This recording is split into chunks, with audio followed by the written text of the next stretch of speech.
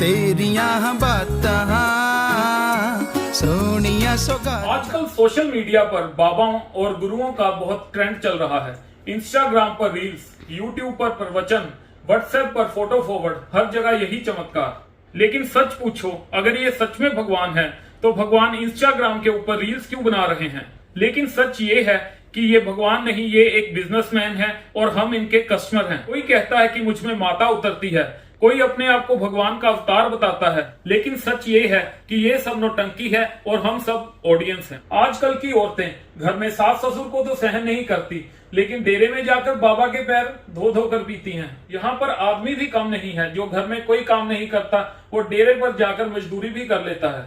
सेवा के नाम पर लोग डेरे में जाकर मुफ्त में मजदूरी करते हैं। कोई खेत जोत रहा है, कोई बर्तन मांज रहा है, कोई सफाई कर रहा है, कोई ईंटें बना रहा है। इस फ्री की सर्विस को वहां पर सेवा का नाम दे दिया जाता है, लेकिन असल में ये फ्री की मजदूरी है।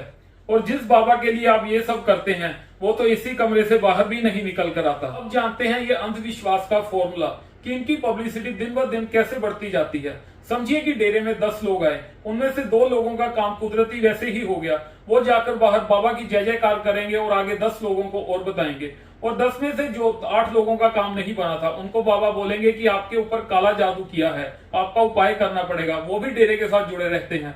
आगे आगे करके ऐसे ही चेन बनती रहती है और ये बाबाओं की पब्लिसिटी बढ़ती रहती है। मिनिस्टर्स और लीडर्स को भी यही डेरे रास आते हैं, क्योंकि यही उनका एक असली वोटर बैंक होते हैं। नेताओं को फ्री में मिलता है वोट बैंक और बाबा को मिलता है कानूनी प्रोटेक्शन। राम रहीम, आसाराम, नित्यानंद सब एक्सपोज हुए। किसी के ऊपर लैंड ग्रैबिंग का केस, किसी के ऊपर मर्डर का केस, किसी के ऊपर रेप का केस। यही इनकी असली आइडेंटिटी है। सबसे बड़ी मूर्खता होती है जब कोई परिवार अपने बेटा या फिर बेटी को डेरे में छोड़ आता है। इन्हीं डेरों में उनके साथ हरासमेंट होती है। स्टेज पर चमत्कार दिखाने वाले बाबा जब खुद केस में फंसते हैं तो इनकी शक्तियां कहां चली जाती हैं। जब ये खुद बीमार होते हैं तो ये भी डॉक्टर के पास जाते हैं। ऐसे समय में ये अपना इलाज खुद क्यों नहीं कर पाते? सवाल अब ये है कि ये अगर सच में भगवान है तो जेल क्यों, डॉक्टर क्यों और इलाज क्यों? प्रूफ साफ है कि ये भगवान नहीं, ये एक फ्रॉड बिजनेसमैन है।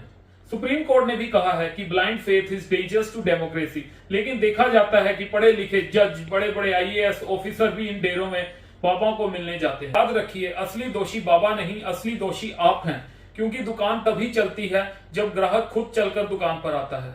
भगवान कभी ऐसे डेरों में नहीं मिलेगा, भगवान हमेशा आपके कर्मों में मिलेगा। अगर आप अभी भी इन बाबाओं के पीछे घूम रहे हो तो गुनाहगार ये बाबा नहीं, गुनाहगार हैं आप।